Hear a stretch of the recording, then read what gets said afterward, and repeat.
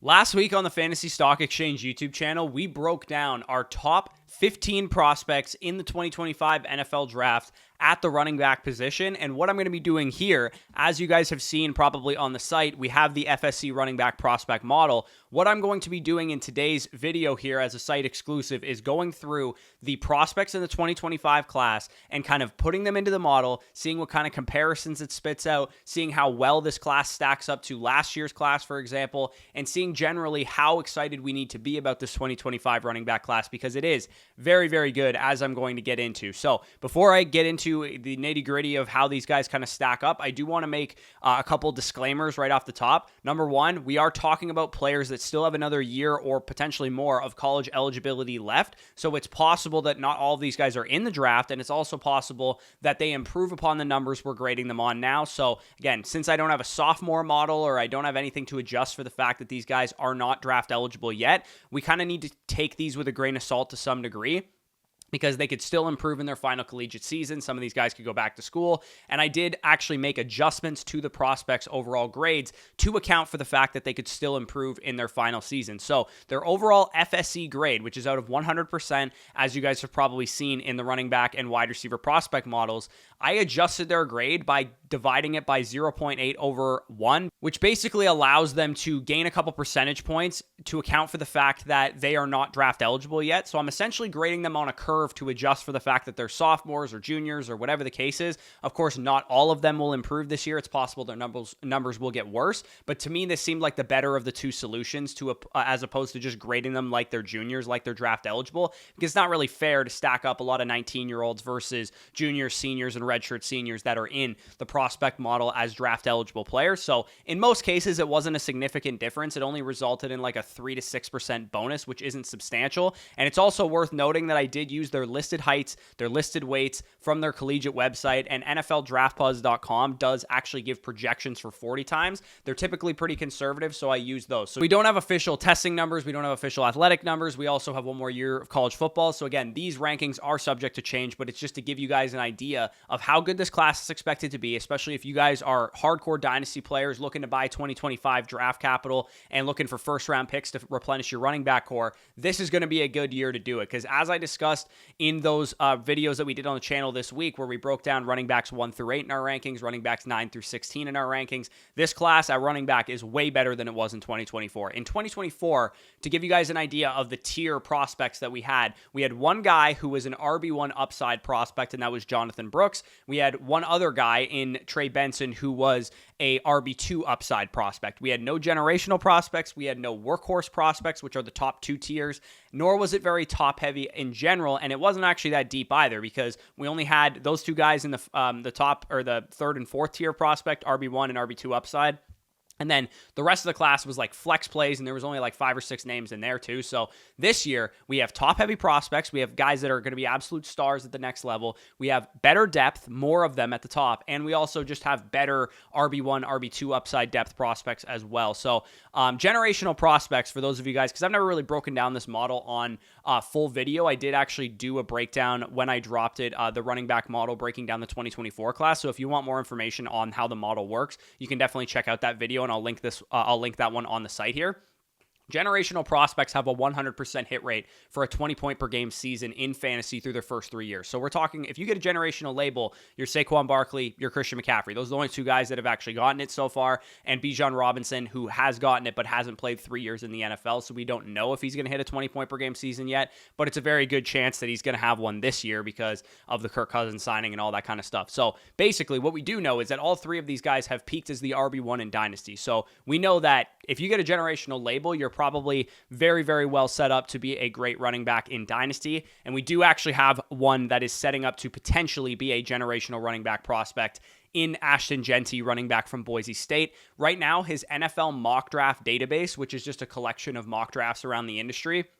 Again, keep in mind, 2025 NFL mock draft is kind of a niche thing. It's not really, we don't have a lot of data on this yet, so draft capital projections are difficult at this point in time, especially for running backs. But Ashton Jeanty is expected to go in the top 50 of the NFL draft, so that's where I used the plugin for his model, and you can see how he stacks up in relation to some of the best prospects. He is currently in the workhorse tier with Leonard Fournette, Ezekiel Elliott, Jonathan Taylor, Breece Hall, and Joe Mixon, but that's assuming top 50 draft capital. If he were to go in the top 10, for example, he would actually be the best prospect the model has ever seen. So we're talking about a guy, I realize he went to a small school and the level of competition is not the greatest, and maybe he's a little bit smaller than his listed weight and stuff like that. But we are looking at a prospect who has the ability really to be the 101 in 2025 Dynasty rookie drafts, or at the very least be the RB1 in the class, and have the potential to be a 3-down back at the next level, even despite the small level of competition. He dominates, man. He dominates across the board in terms of his efficiency metrics, his analytics marks that he's reaching, his traits, once you account for how I think he's going to test. NFL Draft Buzz has him projected as a 4.42 40-yard dash at 5'9", 215 pounds. Now, again, if those numbers change, that would affect his grade, but nonetheless, a very, very good running back prospect at the top of the class. So he's the only guy that has really the potential to hit the generational territory, but he is currently residing in the workhorse potential territory right now. If Genty goes top 50-ish rather than top 10 to 15, like I said, he will be more so in that workhorse range, and workhorse running backs hit an RB1 season at a 100% clip, so they basically have been guaranteed to hit an RB1 season at some point in their career, 20-plus point per game season at a 50% clip. And keep in mind, Breece Hall has not yet played 3 seasons in the NFL and probably could hit a 20-point-per-game season this year. And then also same rates for Dynasty RB1 versus a top 5 Dynasty running back. So you got a 50-50 shot of getting a top 5 running back if you're in this workhorse potential tier. Ollie Gordon is the only other running back I would say so far that has a shot at the workhorse potential tier, but it is possible that Quinshon Judkins from Ohio State and Omarion Hampton from North Carolina could get there if they had a monster season this year. But more likely, we're talking about Ollie Gordon also fitting into either this workhorse potential tier or being at the top of the RB1 upside tier, which I'll get into kind of like the breakdown of how those hit rates go. But Ollie Gordon, running back of Oklahoma State, reigning Doak Walker Award winner. We broke down his film and kind of his film traits in those running back rankings videos.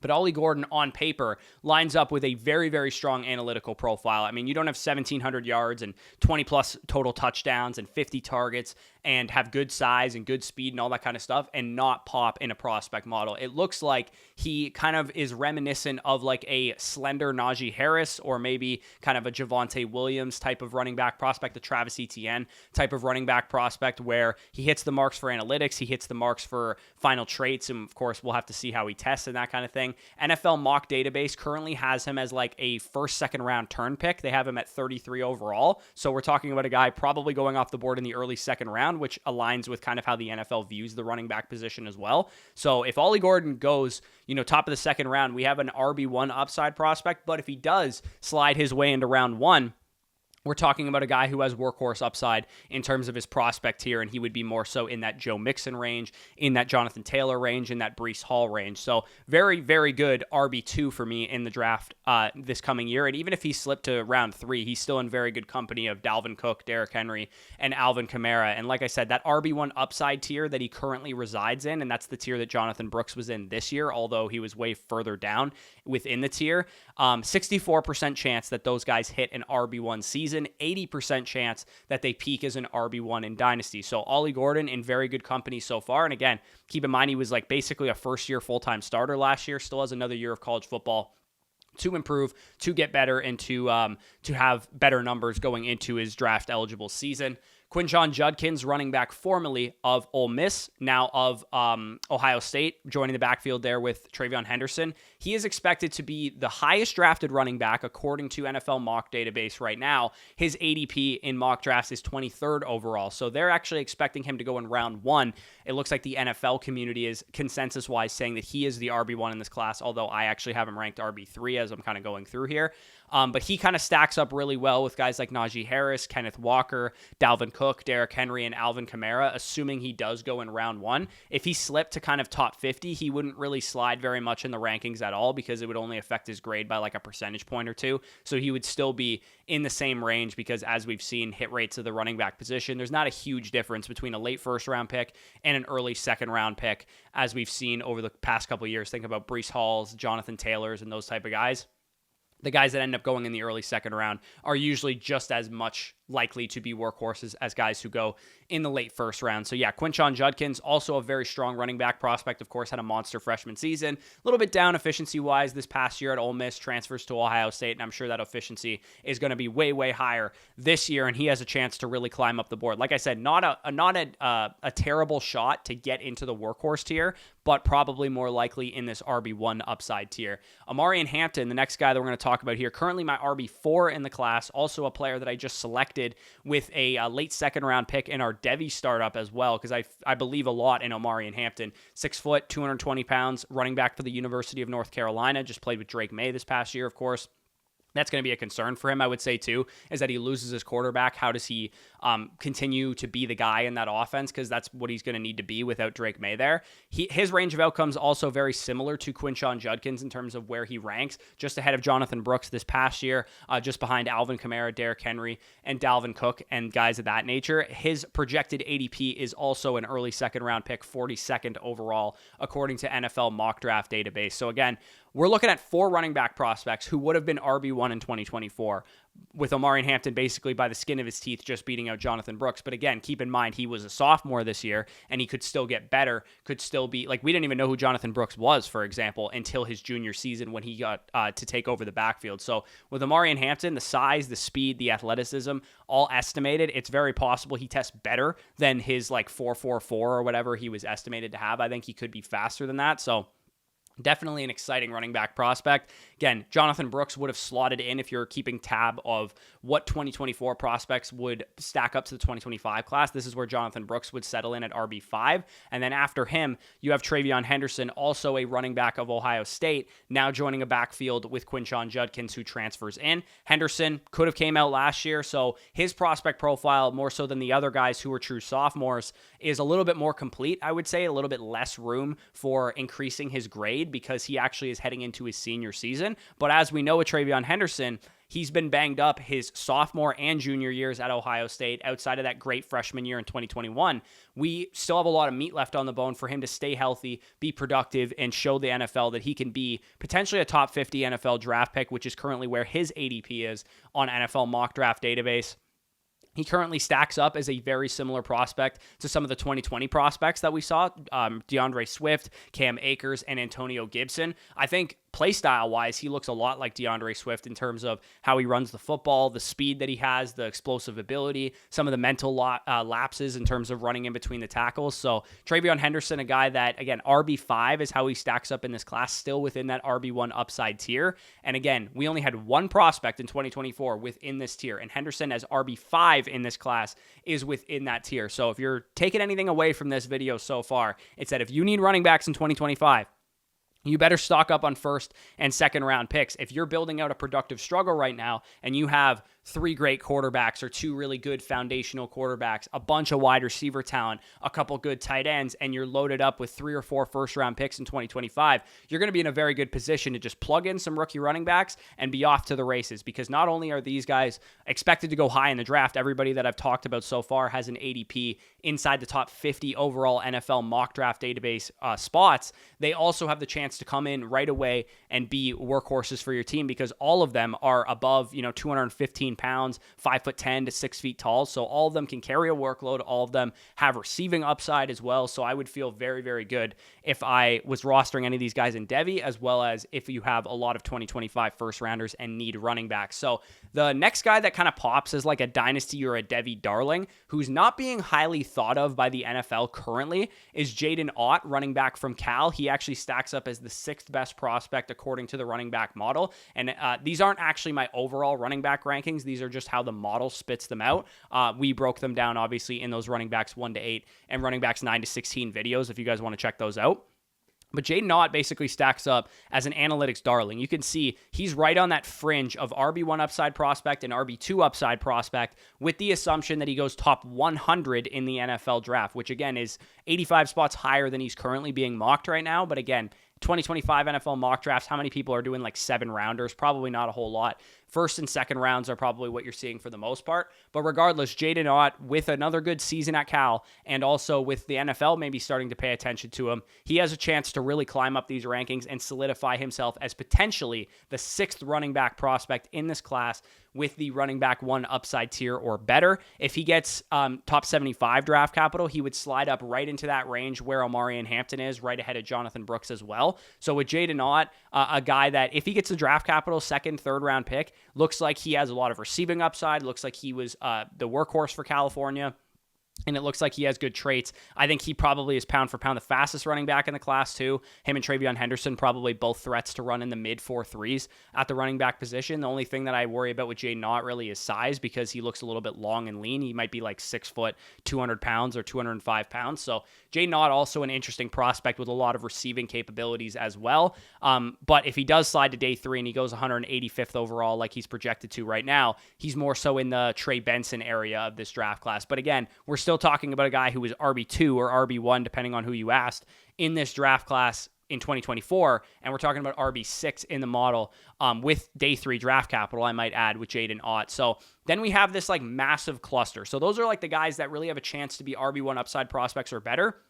There's a lot of like day 2 draft capital hopefuls here, and I marked them all with top 75 draft capital because we're being optimistic here. If all of these guys have great seasons, if they build upon the numbers they've already showed so far, they all have a really good shot at the RB2 upside tier and maybe even higher if they can have monster seasons. We do see a big drop in hit rate though from RB2 upside prospects to RB1 upside prospects. Like I mentioned, you got like a 64% chance or whatever it was to get an RB1 season with an RB1 upside prospect, whereas it's only a 23% chance in terms of overall hit rates for an RB1 productive season from an RB2 upside prospect. But you do have a 41% chance that they peak as an RB1 in Dynasty, which would give you a sell high window, and a 62 and a 71% chance of RB2 value, which is why I called this tier the RB2 upside tier, is because they're more likely to be, let's say, Damian Pierce, Brian Robinson types than they are to be, stud Joe Mixon, Alvin Kamara's, Derrick Henry's, guys like that, who peak as really, really high-end dynasty running backs.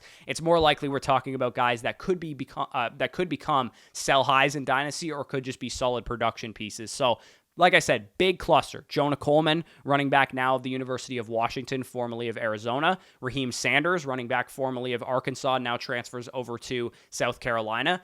Damian Martinez, again, running back, a lot of transfers in this tier. Running back formerly of Oregon State, now of Miami. Nicholas Singleton, running back of Penn State. Of course, everybody remembers his dominant freshman season. And then Devin Neal, who was actually draft eligible this year along with Raheem Sanders in this tier as a guy that running back of Kansas. So with all these guys, it's probably inevitable that some of them will disappoint. Some of them might go back to school. Whatever the case is, I would say Nicholas Singleton has the highest ceiling, because if he can marry what he did as a runner in his freshman season with what he did as a receiver as a sophomore, put it all together as a junior at Penn State, he has a chance to really climb up these rankings. Damian Martinez was a workhorse at Oregon State as a freshman and a sophomore, so his profile is lining up to be a pretty safe bet. Jonah Coleman, interesting, hasn't really been the full-time starter, but good efficiency. We'll see what he does at Washington. So with all these guys, again, we're talking about depth that did not exist in the 2024 class. These guys all would have been RB3 in last year's class. So, and even potentially RB2, depending on what they do this year. So we're talking about a group of depth players that did not exist. We only had one Jonathan Brooks, one Trey Benson this year. If we had 5 Trey Benson level prospects and 4 Jonathan Brooks level prospects, that's kind of the archetype that we're looking at in this 2025 class. All of these guys, I mean, Raheem Sanders and Damian Martinez, Nick Singleton, Devin Neal, DJ Giddens, also in this tier as well. They're also kind of stacking up as potentially third rounders, potentially fourth rounders in the NFL draft. According to NFL mock databases, ADP, all of these guys are taking somewhere between like pick 75 and pick 125. And then Jonah Coleman, a little bit more of the unknown, but we're kind of projecting into next year what he could turn into. So, and then with this group, even if you gave them all top 100 draft capital, they're still well within that RB2 upside prospect tier around where Trey Benson was going this year. So again, feel very, very good in this tier of prospects, knowing that we have a lot of good depth. And then we have this tier I'm calling the 2024 breakouts. So these guys don't really stack up super well in the prospect model yet. But again, we're swinging for what they could be as juniors or what they could do this year. And Trevor Etienne is the first name that comes to mind. running back formerly of Florida. He transfers over to Georgia, and of course, he is the brother of Jacksonville Jaguars running back Travis Etienne. He has a chance to get into the RB2 upside tier, and he's actually on the fringe of it already because he hasn't really been the guy. He hasn't really been the starter of his offense yet. We don't know if that's going to be the case at Georgia necessarily, but he is currently projected to be the 67th overall pick in the NFL draft according to NFL Mock Database. So we have a chance here, especially with the name pedigree, the athleticism that I think he's going to put up at the combine. The tape's really solid with him as well. Trevor Etienne is a really interesting name as a guy that does kind of stack up as maybe a little bit of an overrated prospect right now, but depending on what he does at Georgia this year, could be a really solid option. And then we do have Taj Brooks as well, 120th overall. Into the flex play tier is where we're at now, which is basically where all the running backs outside of Benson and Brooks lined up as last year. So if you think of like Audric Estime, Jalen Wright, Blake Corum, Marshawn Lloyd, some of the depth running backs we had this year, Taj Brooks is kind of in the same range as those guys. And again, we're talking about like RB15, RB14 in this class as it currently stands. So again, really, really high-end class that we have coming in 2025. If you get a flex play prospect, 22% chance they have an RB1 overall season. So not an overall big difference from RB2 upside prospects in terms of your chances to get an RB1, but only a 7% chance that these guys peak as RB1s in dynasties. So if you do get a productive season out of a flex play level prospect, say for example, Kyron Williams or James Robinson, the model says that you should probably be looking to sell players like that because they don't typically have long-term staying power. And a big reason for that is because a lot of flex play prospects are usually day 3 guys. They're usually 4th, 5th round type of picks. Maybe they were drafted in the 3rd round. So definitely something to keep in mind with a guy like Taj Brooks, who stacks up pretty well. I don't know if he's going to get much better than this because he is going into his 5th collegiate season. So his numbers are what they are at this point. But I do think he has a chance to be a good back because I think he's a solid player when I watched this film. Then we also have Katron Allen, who is the backfield mate at Penn State of Nicholas Singleton, who is also an interesting prospect, has good size. He kind of stacks up in the same range, a little bit lower down as a guy that maybe could have a breakout season this year. It's just that between him and Singleton, I would imagine one of them goes back to school because one of them will probably have a good season. The other one, maybe not so much. And then we do have more guys to talk about here. The remaining stragglers of the 2025 running back class: Phil Maffa of Clemson, going to be taking over for Will Shipley this year. We have Roman Hemby of Maryland, who's an interesting prospect as well. Jordan James of Oregon, who will be taking over for Bucky Irving this year. Woody Marks or Jaquavius Marks, now of USC, transfers in from Mississippi State. And then Donovan Edwards, of course, of Michigan, national champion this year. And Blake Corum is now off to the NFL. So a good chance that he's going to be the lead back there. So of this group, Donovan Edwards is the one getting the highest amount of draft buzz. He's projected to go 87th overall. These other guys are more day 3 caliber dudes. But again, there's some upside in this here. Donovan Edwards carries a big workload this year. Looks really good. Great receiving profile. Was a good prospect at one point. Kind of just hasn't put it all together yet. Has a chance to go up in the rankings. And same goes for Jordan James. He's really been a part-time player with Bucky Irving there for the last 2 years. And he has a chance to really be the lead back on what could be one of the best offenses in college football this year with the Oregon Ducks. So that is kind of the way the class stacks up. Here's kind of like the superlatives aspect of this video, which are, here are the analytics darlings. These are the top 10 analytics grades of the running back class. Ollie Gordon leads the pack. He's every analytics darling's favorite running back. He's the RB1 for a lot of those guys. Like I said, Jaden Ott is the Zach Evans of this class, I would say, where the analytics are good, but I don't know how the NFL feels about him. Ashton Jeanty, Quinshon Judkins, those guys are solidified top backs according to both the NFL as well as the analytics. DJ Giddens, Nicholas Singleton, Devin Neal, Amarian Hampton, Damian Martinez, and Travion Henderson close out the top 10 there. Then we look at the traits guys. So these are the guys that have a chance to be height, weight, speed freaks. And also traits is also included with like yards after contact per attempt and, how good was their yards per run? How good were they in pass protection? So that's all encompassed in the traits grade in the model. Ashton Jeanty is the guy that leads out the thing. He also has Jonah Coleman right nipping on his heels there. Amarian Hampton, of course, great size, great speed. Travion Henderson, Raheem Sanders, Damian Martinez, Nick Singleton, Trevor Etienne, Taj Brooks, and Quinshon Judkins there. So those are the guys that are going to get there probably on traits. And then we also have film guys, which are basically PFF likes them, is the film measure we're using right now, as well as their current NFL mock draft database ADP likes them. So it looks like the early NFL draft scouts that are doing work on this class like these players, as well as PFF rated them highly, had high grades on them, and that's Ashton Jeanty, Quinshon Judkins, Ollie Gordon, Amarian Hampton, which are my top 4 running backs in this class, just in a different order because I do have Gordon ahead of Judkins. Travion Henderson, who's my RB5 in this class right now. So pretty bog standard film guys are stacking up well. Jonah Coleman, like I said, more of a efficiency guy than he is a analytics guy because he didn't really carry a big workload. Trevor Etienne, same thing. Raheem Sanders had a down season last year, but he has a chance to bounce back. Jaden Ott, good film, even despite the great analytics profile. And then Devin Neal, also more so a film guy than he is an analytics guy. So that is the 2025 draft prospect class at running back in the lens of the prospect model. This should give you guys an idea of how good the class is about to be, how good these running backs were relative to 2024's class. And if you need running backs for your dynasty roster, the absolute best thing you can do, really, because it's challenging. Go try and buy Breece Hall, try and buy Bijan Robinson, try and buy Jahmyr Gibbs if you're in a competitive window, by all means. But it is expensive. It's very expensive to go get those guys. And I have a feeling, given the strength of this class, given the fact that, the 2017 class, Camaras and those type of guys, 2018 class with Chubb and those type of guys, they're getting older. There's a chance that the new guard of the NFL running back position is coming in 2025, and a lot of these guys are filling starting roles for formerly elite fantasy running backs, Ashton Genty, Quinshon Judkins, Ollie Gordon, Amarian Hampton. Very good chance that in the top, say, 8 overall picks of dynasty rookie drafts in 2025, very good chance we have 4, 5, maybe 6 running backs because the quarterback class is not very strong outside of Luther Burden and Tet McMillan at the top of the wide receiver board.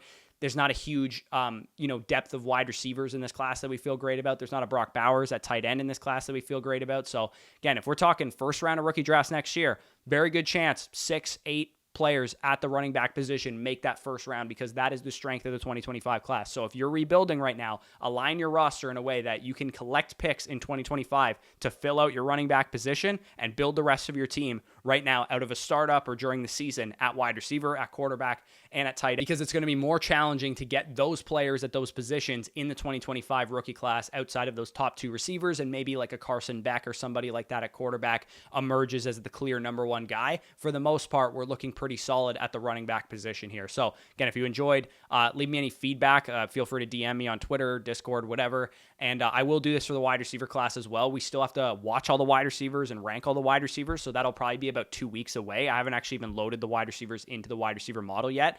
But it will be coming. Hopefully before training camp, the next 2 weeks, we'll have the wide receivers loaded into the model. We'll rank all the 2025 wide receiver prospects, and that'll kind of conclude our summer scouting because we do want to know how good these running backs and wide receivers are stacking up for Devy purposes, as well as just generally how good is this class going to be and where are the pockets of value going to line up. If I had to guess right now, I would say early picks are going to be a little undervalued. I think people, because there's no quarterback, because there's no Marvin Harrison or whatever, people are undervaluing early picks, but I think people are forgetting that these early pick running backs are going to be top 5 dynasty running backs or top 8 dynasty running backs right from jump, because there is not a lot of great running backs around the NFL right now, and we do need this desperate influx of young talent, and we're going to get it in 2025, assuming a lot of these guys come out and declare for the 2025 NFL draft. So again, if you enjoyed, leave a like, check out the running back 1 to 8 video, 9 to 15 video, and stay tuned for more content. Check out all of our rankings on the site and all that good stuff. Peace out, and we'll talk to you soon.